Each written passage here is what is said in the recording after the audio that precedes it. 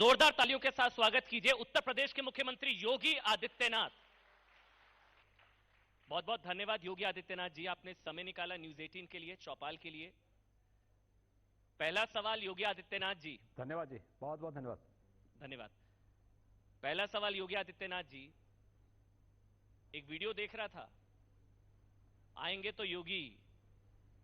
35 साल से कोई मुख्यमंत्री दोबारा चुनकर नहीं आया उत्तर प्रदेश में, 35 साल से। इतिहास बदलेगा? हम लोग इतिहास बदलने के लिए ही बने हैं। इस आत्मविश्वास के पीछे कोई खास वजह? हां, जनता का आशीर्वाद है,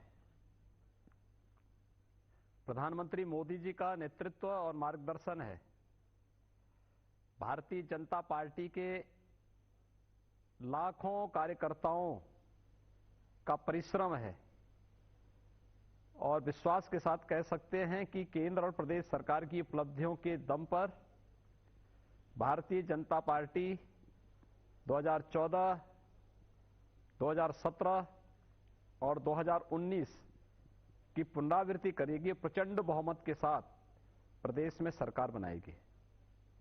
क्या बड़ी उपलब्धियां, अगर आप बताना चाहें, क्यों आपको दोबारा वोट दिया जाए, क्यों वापसी हो आपकी? देखिए, ये तो प्रदेश का बच्चा बच्चा कह रहा है। उत्तर प्रदेश की पहचान दिलाने का कार्य अगर किसी ने किया है तो उत्तर प्रदेश में भारतीय जनता पार्टी नेतृत्व की हमारी सरकार ने किया है। सुरक्षा का एक बेहतर वातावरण, बिना भेदभाव के केंद्र और प्रदेश सरकार की योजनाओं को हर एक नागरिक तक पहुंचाने का कार्य हो, प्रदेश के इंफ्रास्ट्रक्चर डेवलपमेंट के माध्यम से उत्तर प्रदेश को देश के विकास में बाधक माना जाता था, वह उत्तर प्रदेश आज अग्रणी भूमिका के साथ कार्य कर रहा हो।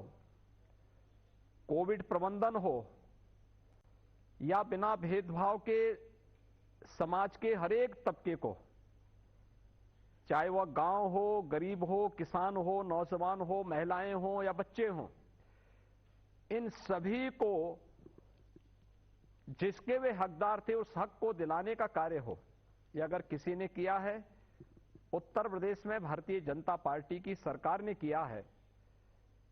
और मुझे लगता है हर एक तबका सरकार के कार्यों से संतुष्ट है, खुश है और इस नए भारत के नए उत्तर प्रदेश पर हर एक व्यक्ति को विश्वास है। इसलिए फिर से भारतीय जनता पार्टी प्रचंड बहुमत की सरकार बनाएगी। सीटें बता देंगे सर? 325 प्लस। पिछली बार का रिकॉर्ड टूटेगा? मैंने कहा ना, रिकॉर्ड तोड़ने के लिए ही आए हैं। लेकिन अखिलेश यादव कह रहे हैं कि क्राइम रेट बहुत बढ़ गया, आज ही कहा है उन्होंने। आप कह रहे हैं भयमुक्त वातावरण, वो कह रहे हैं भयमुक्त वातावरण चाहिए तो सरकार बदलिए। क्राइम रेट बढ़ गया है उत्तर प्रदेश में। अखिलेश जी स्वयं भयभीत हैं। 4 वर्षों तक वो कहीं दिखाई नहीं दिए और अब भय इस बात का है कि चुनाव के यानी 4 वर्षों तक अता पता नहीं था। इस दौरान गठजोड़ कर रहे थे, कभी 2 लड़कों की जोड़ी, कई बबुआ और बुआ की जोड़ी, इन सब को जनता ने खारिज किया। कोरोना कालखंड में इनके कहीं दर्शन नहीं हो रहे थे और इसलिए जनता इनको बताना चाहती है कि उस दौरान ये लोग आइसोलेशन में थे, अब जनता इनको आइसोलेशन में भेजने वाली है चुनाव के दौरान। इसलिए उनको ये भय है, इसलिए क्राइम रेट बढ़ा नहीं। क्राइम रेट का पैमाना न मैं तय करता हूं न अखिलेश जी तय करते हैं, ये पूरे देश के सभी राज्यों का नेशनल क्राइम ब्यूरो तय कर लेता है। उनके पास सारे डाटाज हैं। उत्तर प्रदेश का बच्चा बच्चा, हर बेटी, हर बहन और हर माता इस बात को कह सकती है कि उत्तर प्रदेश के अंदर वर्तमान की क्या स्थिति है। इसलिए इसके लिए हमें अखिलेश जी से सर्टिफिकेट नहीं लेना है, लेकिन हां, यह भय उनको जरूर है कि जनता उनको आइसोलेशन में न भेज दे। मैं कुछ सवाल पूछूंगा योगी आदित्यनाथ जी, जो आपकी सरकार पर आरोप लगते हैं। मैं एक एक करके वो सवाल पूछूंगा। एक तो सबसे बड़ी चीज ये कि आपके नाम से मुसलमानों को बहुत डराया जाता है। कहा जाता है कि वोट हमें दे दो नहीं तो योगी आ जाएगा। मेरे नाम पर किसी को भयभीत होने की आवश्यकता है ही नहीं। जो कानून का पालन करेगा, कानून के राज पर विश्वास करेगा, उसे बड़े सम्मान और गौरव के साथ उत्तर प्रदेश में रहने का पूरा अधिकार है। लेकिन कोई कानून को धता बता करके कानून को बंधक बनाने का कार्य करेगा तो फिर वह कोई भी होगा, उसके लिए कानून अपना काम भी करेगा। और जो कानून को धता बताते थे, जो कानून को बंधक बनाते थे, जो प्रदेश में दंगा फसाद करते थे, जो बेटियों की बहनों की सुरक्षा के लिए खतरा बने हुए थे, जो व्यापारियों का अपहरण करते थे, वे लोग जरूर प्रदेश के अंदर पहले प्रदेश की जनता को पलायन करने के लिए मजबूर करते थे, अब वे प्रदेश के अंदर विगत 5 वर्ष के दौरान पलायन करने के लिए मजबूर हुए हैं। और इसलिए अगर उसको किसी जाति, किसी वर्ग के साथ कोई जोड़ता है तो ये उनकी सोच हो सकती है, सामान्य उत्तर प्रदेश वासी की सोच नहीं है। उत्तर प्रदेश वासी ये मानता है जो उत्तर प्रदेश का है, उत्तर प्रदेश में सुरक्षित है और उत्तर प्रदेश में हर एक व्यक्ति को सुरक्षा की गारंटी है। धर्म देखकर कार्रवाई होती है, यह आरोप लगता है माफियाओं पर, दंगाइयों पर धर्म देखकर कार्रवाई होती है। देखिए, अपराधी अपराधी है। हमने कहा ना, हमारी सरकार तो प्रधानमंत्री मोदी जी के इस मंत्र के साथ चलती है, सबका साथ, सबका विकास, सबका विश्वास और सबका प्रयास। ये सरकार की रणनीति का हिस्सा है और सरकार का ये कार्य करने का मूल मंत्र है। इसी को अंगीकार करते हुए पूरी सरकार चल रही है। न जाति, न धर्म, न क्षेत्र, न मत, न मजहब, सबका साथ, सबका विकास और सबका साथ सबके विकास के साथ जोड़ते हुए सरकार पूरी मजबूती के साथ कार्य कर रही है। हम शासन की योजनाओं का लाभ देंगे सबको, लेकिन तुष्टीकरण किसी की नहीं करेंगे।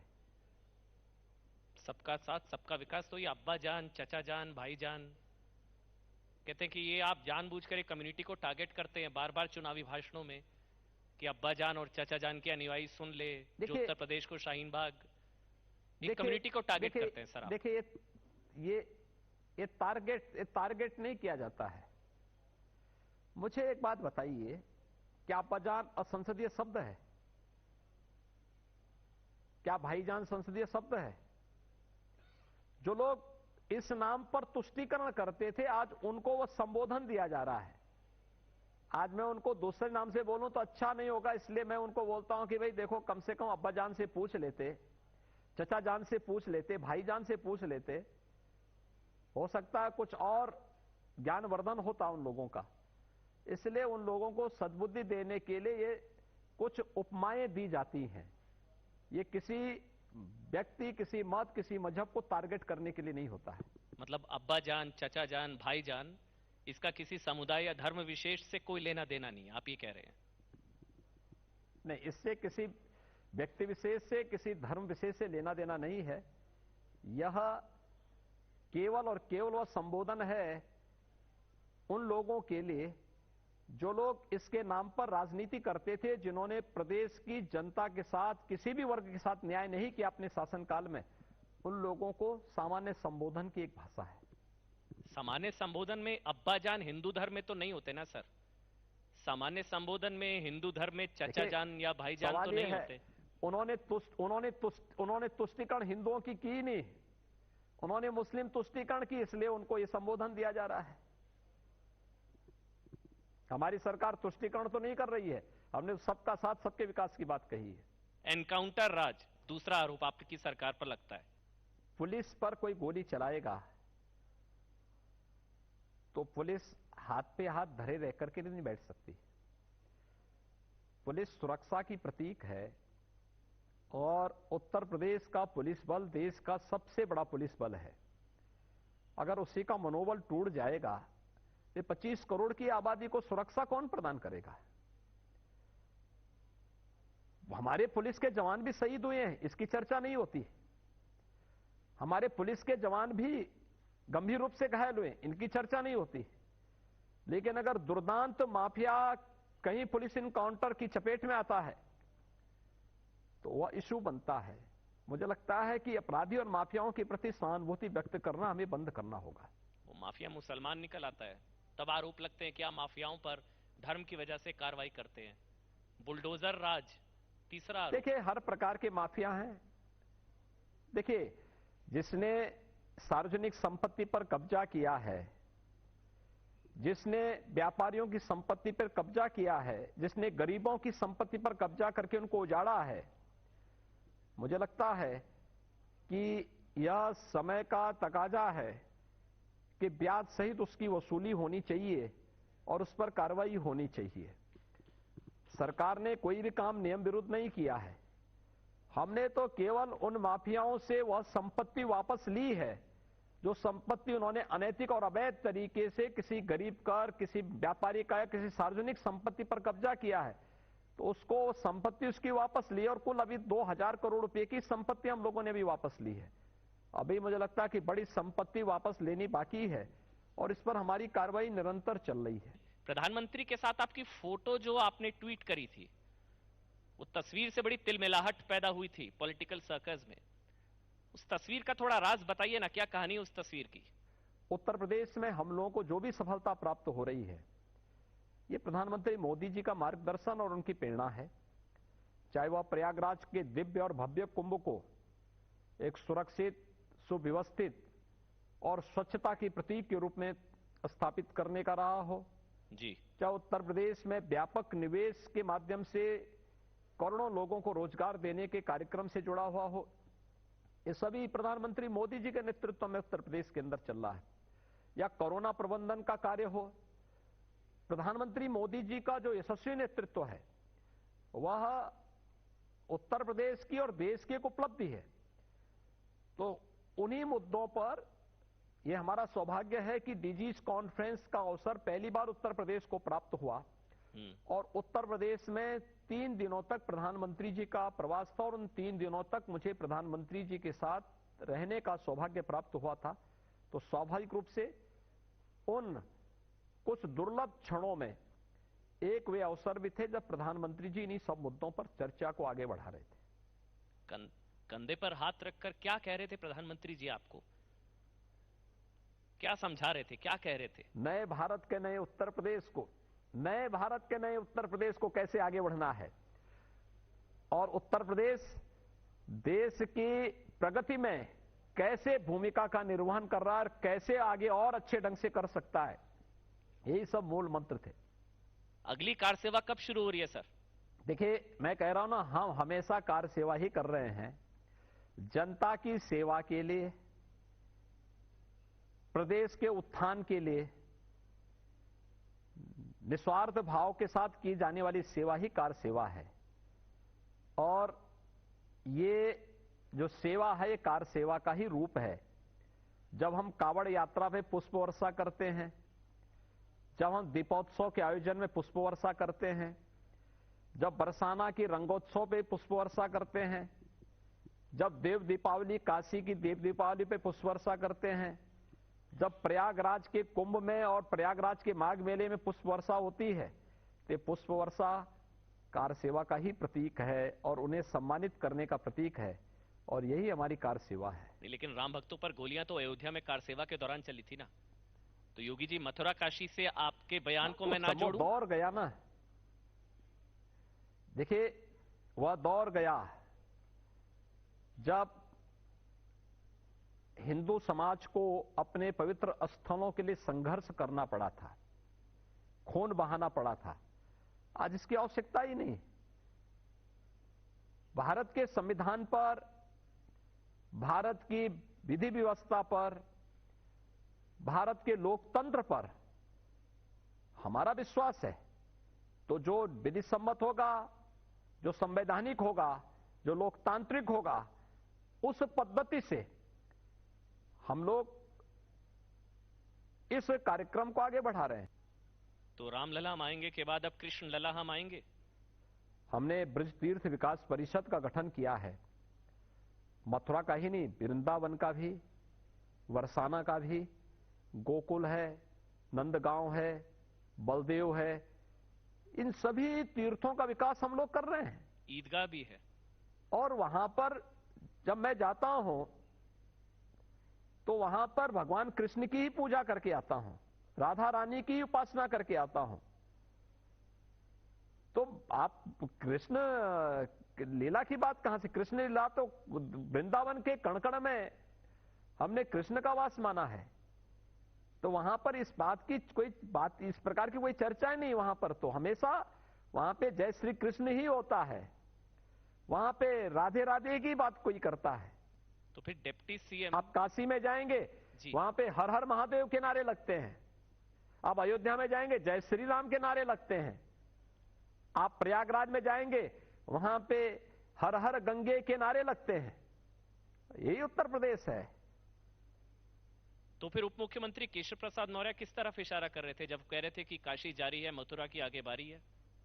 देखिए, ये विकास से जुड़ी हुई बात हो सकती है, मेरी इस पे चर्चा नहीं हुई, लेकिन मुझे लगता है विकास से जुड़ी हुई बात हो सकती है कि मथुरा, अयोध्या, मथुरा, काशी, प्रयागराज, विंध्यवासिनी धाम और अन्य सभी तीर्थों का, 700 ऐसे प्रमुख तीर्थों का हम लोगों ने प्रदेश में विगत 5 वर्ष के दौरान विकास किया है। ये उसी का पार्ट है। अयोध्या है, मथुरा है, काशी है, ये हमारी सप्तपुरियों में भी आती है। हमने कुंभ के समय प्रयागराज का समग्र विकास किया। प्रधानमंत्री मोदी जी के नेतृत्व में काशी आज नए कलेवर और नई काया के साथ विश्व पटल पर छा रही है। आदित्यनाथ जी, अयोध्या आप समग्र ये कहना विकास की चाह दिशा रहे में हैं आगे बढ़ कि रही है। उप मुख्यमंत्री ये कह रहे थे कि काशी में विकास जारी है, मथुरा में आगे विकास की बारी है, या वो काशी में ज्ञानवापी मस्जिद? नहीं, देखिए, विकास की प्रक्रिया का ये सब पार्ट है। विकास की प्रक्रिया को लेकर के हम आगे बढ़ रहे हैं। क्योंकि इसको लेकर शफीकुर रहमान बर्क, समाजवादी पार्टी के सांसद, उनका स्टेटमेंट आ गया है। वो कह रहे हैं कि हम 40 करोड़ हैं, कमजोर ना समझे, सड़कों पर उतर जाएंगे अगर काशी मथुरा की बात करेंगे तो। देखिए, उत्तर प्रदेश में वे दिन गए जब कोई इस प्रकार की धमकी देता था और सड़कों पर उतर करके और बाधित व्यवस्था को बाधित कर देंगे। उन्हें मालूम है कि आज सार्वजनिक संपत्ति को कोई नुकसान पहुंचाएगा तो 7 पीढ़ियां भूल जाएंगी फिर दंगा फसाद करने में, क्योंकि उसकी भरपाई करते करते 7 पीढ़ियां बीत जाएंगी। इसलिए ये शकीबुल रहमान बर्क, ये वही सज्जन हैं जिन्होंने तालिबान का समर्थन किया था और इस समाजवादी पार्टी का चेहरा है। इससे ज्यादा शर्मनाक स्थिति और क्या हो सकती है? कोई पार्टी का भी खंडन नहीं करती, उस तालिबान का समर्थन करती है जो तालिबान देश की आधी आबादी का विरोध करता हो, महिलाओं का विरोध करता हो, बच्चों के विरोधी हो। सभ्य समाज में इस प्रकार के वक्तव्य, तो आप इस प्रकार के लोगों को गंभीरता से लेते हैं, ये मुझे लगता है नहीं लिया जाना चाहिए। योगी आदित्यनाथ जी, आप सीधी चुनौती किससे समझते हैं? प्रियंका गांधी, प्रियंका फैक्टर उत्तर प्रदेश में हाथरस से लेकर लखीमपुर तक ग्राउंड पर नजर आई। प्रियंका गांधी कोई फैक्टर है क्या उत्तर प्रदेश विधानसभा चुनावों में? मुझे लगता है कि सैटेलाइट मैपिंग से कहीं ढूंढना पड़ेगा। लेकिन तो बहुत ग्राउंड पर नजर आ रही है। मैं फिर से कह रहा हूं, लखीमपुर, हाथरस, आप लोग जाने नहीं देते, गाड़ी रोक देते हैं, उनकी पब्लिसिटी उनको अलग से मिलती है। तो प्रियंका फैक्टर कुछ नहीं है। भाई बहन की जोड़ी 2014 में अपनी ताकत आजमा चुकी है। जनता उन्हें पूरी तरह प्रदेश से बेदखल कर चुकी है। महंत के खिलाफ जयंत आ गए हैं, एसपी आरएलडी। आपके खिलाफ महागठबंधन बनना शुरू हो गया है। महागठबंधन 19 में था। अब 2019 के डाटा सबके सामने हैं, लोग देख सकते हैं 2022 में अब जनता क्या नजारा प्रस्तुत करती है। देखते रहिए, इंतजार करिए। इलेक्शन की घोषणा होने वाली है कुछ ही दिनों में, परिणाम सबके सामने उसके बाद आ ही जाएंगे। मैं आपसे फिर से पूछ रहा हूं, पश्चिमी उत्तर प्रदेश में नाराजगी, किसान आंदोलन की कोई सेटबैक आपके लिए? देखिए, आपको क्या लगता है, अभी प्रधानमंत्री जी की जेवर में रैली थी, सहारनपुर थे, माननीय गृह मंत्री जी आए थे, आपको कहीं नाराजगी दिखती है? इससे पहले पंचायत चुनाव हुए थे। पंचायत चुनाव में भारतीय जनता पार्टी ने 75 में से 67 सीटें जीती हैं। पश्चिमी उत्तर प्रदेश में लगभग सभी सीटें बीजेपी जीती है। क्या कहीं नाराजगी दिखाई दी थी? हम लोगों को लुटियंस जोन की मीडिया के उन विश्लेषकों के माध्यम से अपना नजरिया थोड़ा हटा करके बदलना होगा। जमीनी हकीकत क्या है इसको देखना होगा। नाराजगी नहीं थी तो फिर किसान बिल क्यों वापस ले लिए? यही कहा गया कि चुनावों की वजह से प्रधानमंत्री जी ने दो बात साफ की। जी बोलिए योगी जी। कोई चुनाव नहीं, कोई पश्चिमी उत्तर प्रदेश नहीं। प्रधानमंत्री जी ने बहुत सही शब्दों में कहा कि किसान हित में कानून लाए थे। हम कतिपय संगठनों को अपनी बात को समय से समझाने में कहीं ना कहीं हम लोगों में कोई कमी रह गई कि हम अपनी बात को उनके सामने नहीं रख पाए, और इसलिए देश हित में इसको वापस ले रहे हैं। उठ फिर भी नहीं रहे हैं। वो कह रहे हैं कि यूपी में शाहीन बाग बनाएंगे। देखिए, उत्तर प्रदेश है जी। उत्तर प्रदेश शाहीन बाग नहीं बन सकता। उत्तर प्रदेश में राम मंदिर बन सकता है, काशी विश्वनाथ धाम बन सकता है, उत्तर प्रदेश में कावड़ यात्रा निकल सकती है। उत्तर प्रदेश में कोई शाहीन बाग नहीं बन सकता। तो फिर जिन्नावादी और राष्ट्रवादी क्यों हो जाता है चुनाव? आप कहते हैं सबका साथ, सबका विकास, सबका विश्वास, जाति नहीं, मजहब नहीं, लेकिन भाषणों में नजर आता है अब्बा जान, चाचा जान, जिन्नावादी, राष्ट्रवादी। जी योगी जी। उस सोच को जवाब देने के लिए याद करिए, 31 अक्टूबर की तिथि पूरा देश राष्ट्रीय एकता दिवस के रूप में मना रहा था, और उस दिन राष्ट्र नायक सरदार वल्लभ भाई पटेल को जब पूरा देश श्रद्धांजलि दे रहा था, सम्मान दे रहा था, उनके प्रति सम्मान व्यक्त कर रहा था, तब समाजवादी पार्टी के अध्यक्ष एक राष्ट्र नायक की तुलना एक खलनायक से कर रहे थे, और इसलिए उनका जवाब देने के लिए यह आवश्यक था कि लौह पुरुष सरदार वल्लभ भाई पटेल भारत के राष्ट्र नायक हैं। जिन्ना हमेशा भारत के अंदर खलनायक के रूप में ही देखे जाएंगे। वो तो उल्टा आप पर आरोप लगाते हैं कि पूरा चुनाव विकास, मतलब वो तो काम बोलते हैं और आप नाम बदलने की राजनीति करते हैं। ये काम वर्सेस नाम की लड़ाई है। कह रहे हैं आप लोग लिस्ट बनाकर बैठे हैं, सबके नाम बदले जा रहे हैं। भाषा विश्वविद्यालय का नाम मान्यवर कांसीराम भाषा विश्वविद्यालय था। समाजवादी पार्टी ने इसका नाम क्यों बदल दिया? छत्रपति साहू जी महाराज के नाम पर केजीएमसी का नाम था जी। समाजवादी पार्टी ने छत्रपति साहू जी के नाम पर इस नाम को क्यों बदल दिया? सहारनपुर मेडिकल कॉलेज का नाम भी कांसीराम जी के नाम पे था। समाजवादी पार्टी ने इस नाम को क्यों बदल दिया? क्या ये दलितों का अपमान नहीं? आखिर समाजवादी पार्टी इसके नाम पे क्या नाम वो बदल रहे हैं या हम बदल रहे हैं? हमने तो इलाहाबाद को प्रयागराज कहा, क्योंकि प्रयागराज उसका पुराना नाम था। हमने प्रयागराज नाम फिर से किया। दुनिया राम जन्मभूमि स्थल को अयोध्या के नाम से जानती है, तो हमने उस जनपद का नाम, उस कमिश्नरी का नाम अयोध्या रखा। हमने कोई नाम दूसरे तो बदले नहीं। हम तो उन्हीं नामों को कर रहे हैं जो उसका पुरातन नाम था, पौराणिक नाम था, ऐतिहासिक पृष्ठभूमि से जुड़ा हुआ जो नाम था, हम उसी को उसके साथ जोड़ रहे हैं। आज एक और स्टेटमेंट आया कि जिसका परिवार होगा वही तो परिवार की चिंता करेगा ना। परिवारवाद को लेकर वो कह रहे हैं कि आप परिवारवाद के खिलाफ हैं, तो अखिलेश यादव कहते हैं जिसका परिवार होगा वही तो परिवार की चिंता करेगा। जो लैपटॉप नहीं चला सकता वो लैपटॉप क्या देगा? देखिए, यही तो संकुचित सोच है।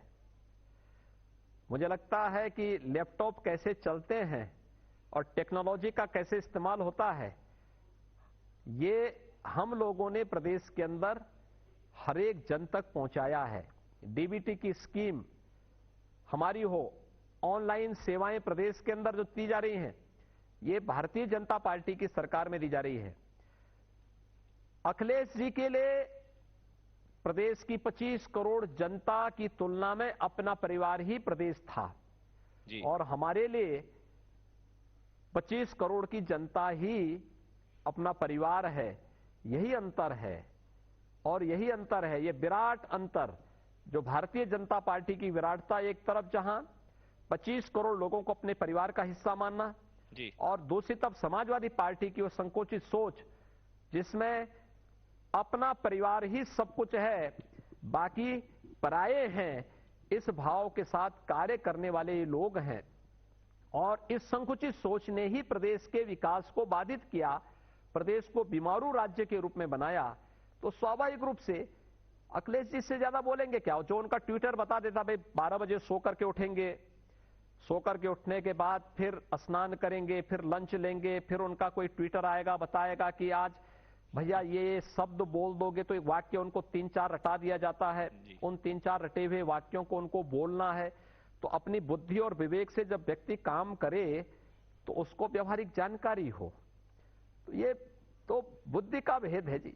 325 सीटों का दावा आपने आज चौपाल में किया है। बहुत बहुत धन्यवाद उत्तर प्रदेश के मुख्यमंत्री योगी आदित्यनाथ, आपने समय निकाला न्यूज 18 चौपाल के लिए। बहुत बहुत धन्यवाद योगी जी।